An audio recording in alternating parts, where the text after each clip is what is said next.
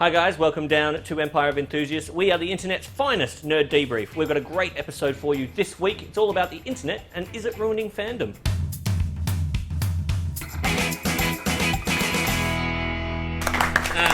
I do love that shit little clap we do. We have some great panelists. Our first panelist I'd like to introduce is Justin Hamilton, our first-time panelist to Empire of Enthusiasts. Good to have you down here. Thank you. And Leah Collins over there at the end. And of course Nick Caddaye, the regular Alrighty. Look, today guys, the episode is all about, is the internet ruining fandom? Has the internet basically ruined the stories that we all love to watch? And it's one of those debates, and it's one of those questions, I feel like you could just open it up and... where do you start? Where do you start? Well, the reason why I wanted to talk about this today was because the season return of Homeland, Season 3, leaked online a week early. And not only that, it leaked without some special effects. Yeah, it was a work print. It wasn't even finished. Yeah. So when they're meant to be looking at a crater, it's just a car park. Yeah. And I, for one, would say that improves the show. Find out Brody's not a real red hair. That was the most devastating part. Yeah. Do you know, and it's just like these creators, they spend all this time trying to build a story and tell a story just to have it, put on the internet and ruined. And ripped to shreds. Yeah. Yeah, because what people seem to have a difficulty in doing is discerning from the fact that that's a work print. So they watch that and they go, I don't know, it just seems to be lacking something. And it's like, lacking that it's finished. Yeah, that's right. Yeah. And it's like that thing is like, why can't we wait? Why can't we just wait for when they want to give it to us? Well, that is, Wait. Sorry, I thought I was on a very different show. Yeah. We are on the internet. That's the next segment. Yeah, there we go. Justin Hamilton gives it to us. Yeah. Only the ones I love. it is a thing, though. I mean, you remember back in the day when you'd watch a TV program on free-to-air TV, and it would be 18 months after it was originally on in America. And it'd be, you would have read little magazine articles teasing you about what was going to happen and all these sorts of things. Now, of course, you can see them before they're actually broadcast. Yeah. We've gone completely the other way, and it completely changes, I think, our relationship with the way we watch things. Yeah, I've kind of gone a little bit old-fashioned with the way I watch TV, even when I have a box set. 2 episodes tops, because I like to think about it. As the example that I use is I'm a big fan of Mad Men. I watched season 3 in a day, and it was a great day. It was a great day. But if you ask me about that series and that season, that's the one I can remember the least about. Yes. But now I watch it week to week, and I like to think about what's going to happen, what are the possibilities, where is it going to go from here, and I don't marry myself to any outcome. What I do is I like to hypothesize, and then I sit there and I go, okay, show me. And I go, oh, that was great. Yeah. And I'm enjoying TV a lot more now. I do have issue with people downloading stuff.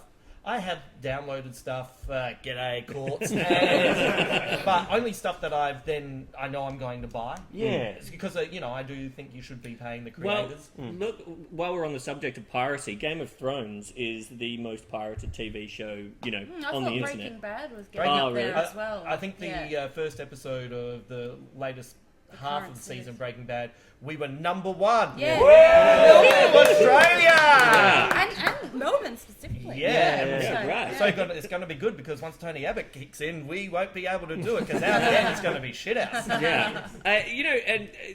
Piracy is bad, sure. We're legally obliged to say that at this point. Yeah. Things are better than they used to be. I mean, if you do have cable, you can watch premiere cable dramas basically the same day that they're in the US, and even like network TV, like I know that with Agents of S.H.I.E.L.D. they're going to fast track that so that when it's on the United States, it's on here the next day. Give or take, I love those new buzzwords that they come up with. Fast track. And it's no, we're just doing our job. I think iView is the thing that I think works the best. Just put everything on there an hour after it airs on ABC. And then you can watch it whenever you want, and sort of an illegal sort of... Like Game of Thrones. I wanted to pay for Game of Thrones and watch Game of Thrones week to week because I buy the box sets. By then, are they already going to be spoiled because of the fandom? That's another problem. Yeah, that's a really good point. I was actually thinking that just then, which is like with Breaking Bad at the moment. You're busy. I think it comes out roughly early in the States, late in the States, early here. Yeah. So I've just made a rule with myself: no social media until I've watched it. Yeah. Because you can't trust anyone. That's right. Even people who aren't meaning to, they just sort of say, "Oh my God, Jesse Pinkman's a dinosaur," and you go, "Oh, you're wrong." What does that mean? I'm reading so much into that. I'm looking through 15 different articles. Oh my God, that means they set that up in the first season. But it's like the Red Wedding. When the Red Wedding on Game of Thrones came out, everyone went on Facebook, and everyone who hadn't seen it yet was like, "Don't post about Red Wedding," and everyone was like, "What's Red Wedding?" It's It just made it worse. You know, the flip side of that, though, is someone who has a crack at you for spoiling the ending to a series that finished like 15 6 years years ago. ago. Yeah. You're just going, nah, you've had heaps of opportunity. Yeah. This is not my fault now. I did that at the Exactly. pub once with some people. I was talking about Doctor Who, and it was that season where I think it's Tennant, like the universe. No, it's Matt Smith. Matt Smith's first season where the universe basically, it disappears and explodes. And I said, how amazing was it? At the end of the episode, the universe disappears, and these two nerds just went, oh. I'm like, oh well. Be better nerds. Like, this was on a week before. And, Yeah, be professional. Yeah. And secondly, I love Doctor Who, but you're shocked that the universe is there. Like, that happens a lot. Look, there's a lot more to talk about on this episode. We'll be back right after this.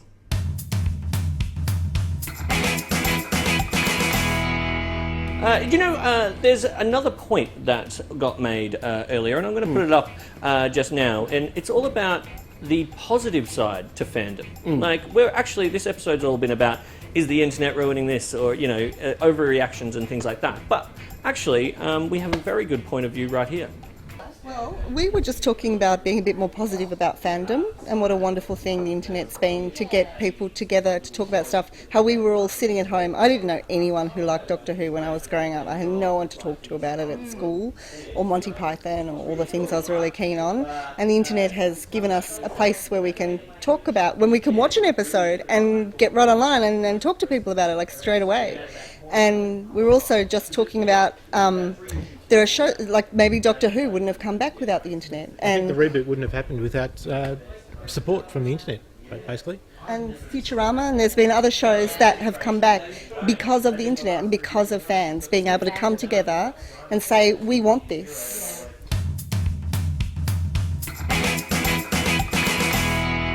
The other thing I wanted to talk about, and something that I talked to you on the street about. That's where we do most of our talking. We'll call it street talk. We're not allowed in places anymore after last time. I thought we weren't going to talk about it. Was overreactions on the internet to castings? This seems to have gotten worse over the last couple of months. Yeah.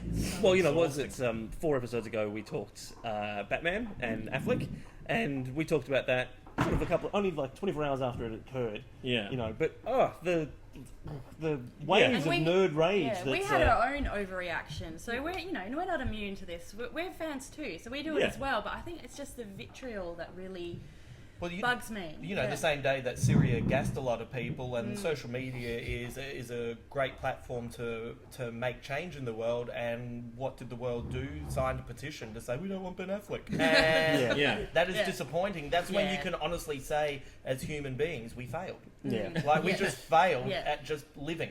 Where we just went, that's pretty bad. But this guy made a movie 10 years ago that I didn't like, and he'll ruin this movie that hasn't been made. By the way, I'm vitamin D deficient. The flip side, of course, is the fact that, we make a show for the internet, and it gives, the positives are that there's a platform for us to talk. The sort of crap we talk in the pub in a wider forum and get more people involved. That's a positive. And with the same amount of people behind us too. And so the flip side of that is that people will overreact, and the immediacy of both the internet, in that when something happens, you find out about it within an hour, or less, and then you can react to it in the way that you feel in that second, immediately out into the world without any cause for consideration in any sense. I think there's a bit of lightning in a bottle. I think nerd geek fans have always been so fiercely into what they're into, and now they just have a platform to go, blah, look at me, I know what I'm talking about, I hate this, I love this. It's always been there, but now there's that, like you said, there's a platform. It's interesting, isn't it? Because I read Watchmen as a 12-part series that came out in separate issues, and the break between issue 11 and 12 was like 3 months. And that was before the internet, so you'd go into the comic shop and you'd say to the guy that worked there, he'd say, oh, when's it coming out? And he'd just look at you and go, I don't know. And you did that for 3 months, and it felt really brave. Like, I'm not making this up. It felt really brave when I got issue 12. I read it at the front of the bus, and I don't want to talk myself up. I felt like I was the Rosa Parks of I mean, it felt like a big thing to do, you know? But now it's like everything's so like you talk to jocks, for lack of a better term, and they're sitting there going, nah, you could never bring Uncle Ben back because that ruins the motivation of Spider-Man. You go, what is happening? And then you talk to nerds and they say, oh mate, my fantasy football team is kicking ass. Everything has mingled, and I think because everything's mingled, it also, everyone's so people are scared to just sort of say something's okay. Like, I find myself sometimes defending stuff that I quite liked, but if I'm defending it, I end up loving it. Yeah. And I find things that I thought were a little bit all right, I really hated, because nobody seems to be able to have the art of conversation anymore. No one can kind of say, what do you think of this? Oh, that's interesting, I think that. Now it's like, nah, that's wrong, because I believe this. And I also think it's because of the internet. Once upon a time, if you called me a dickhead and I called you a dickhead, it doesn't matter because we're mates. But now someone from Slovakia can just see something on Twitter and go, you're a dickhead, you don't know me. So now we're a little bit more, well, they're not wrong, but now we're a little bit more, sensitive to that kind of thing. So it kind of ruins the conversation, which is exchanging ideas. Well, I have to say, I've always worked in customer service roles, and this is very exciting. This is my real life, not doing this. And, people to your face are usually quite polite. Okay, if they get angry, you can still deal with it because it's to your face, right? I've also worked in customer service roles on the phone, right? And people will say things to you on the phone that they would never say to you, like face to face. I wish you would die! Basically, people have wished bad things upon me over the phone, genuine, full-on aggression, because they can hang up and then that's gone. You're in a different place, and I think that is amplified by the internet. Because there's no tether that connects you and the person you're talking to. There's no filter. Just going back to what you were saying before about back in the day when you had to wait for things. I do love back in the day. Back in my day, we didn't have the internet. We had to slog through 2 miles of snow and hit someone you didn't like. I think a lot of those things are much better in memory than they are in practice. There's a famous story about the Doctor Who serial Tomb of the Cybermen, which was lost for 25 years, and in everyone's estimation, all the old Doctor Who fans were like, it's the best serial ever, it's lost, it was the greatest thing, it was scary, the Cybermen were amazing, and all the Doctor Who fans were like, well, this is gold, this is the most amazing thing ever. And then they found it in New Zealand in the late 80s, and they rushed release it on VHS, and they sold 250,000 copies on the weekend they released it, and then it stopped being the one that everyone said was the greatest. Right. Because everyone got to see it again and go, that Cyberman's a bit fat. Because of the fat Cyberman. This is actually pretty slow. And so one of those things whereby, in the memory, it's far more powerful than when you actually have the thing. Yeah, I just watched a Tom Baker episode recently with the Cybermen and was like, oh, this is terrible. Like, he was getting strangled and he was like, wah, and nothing was happening.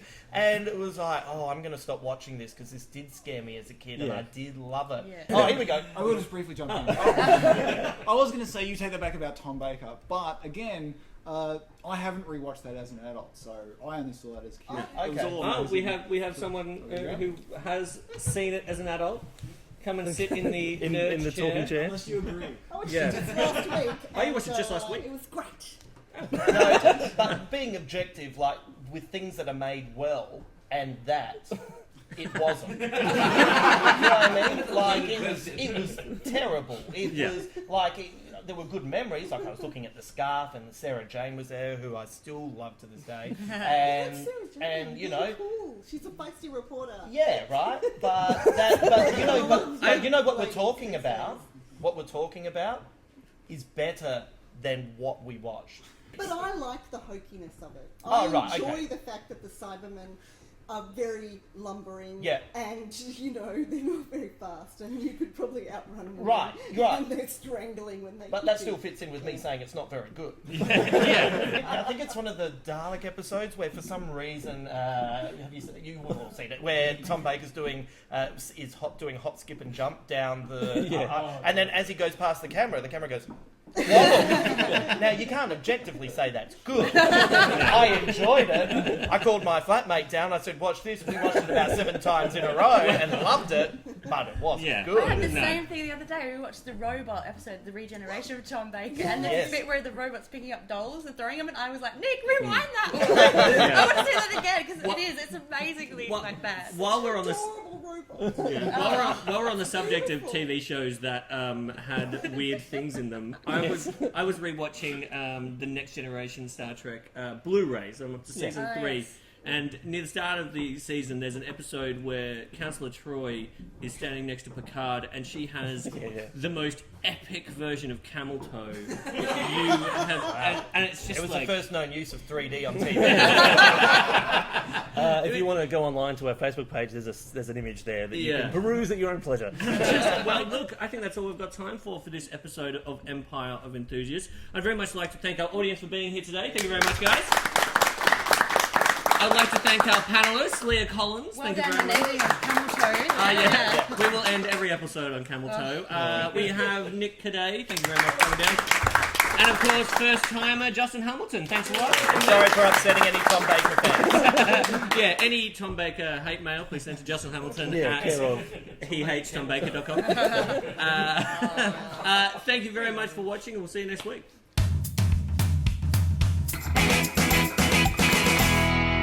We want to hear your comments. If you want to follow us on Twitter or on Facebook, we'd love to know what you thought about what you saw this episode or any other episode, because it's not just us, you're part of the Empire too. We'll see you next week.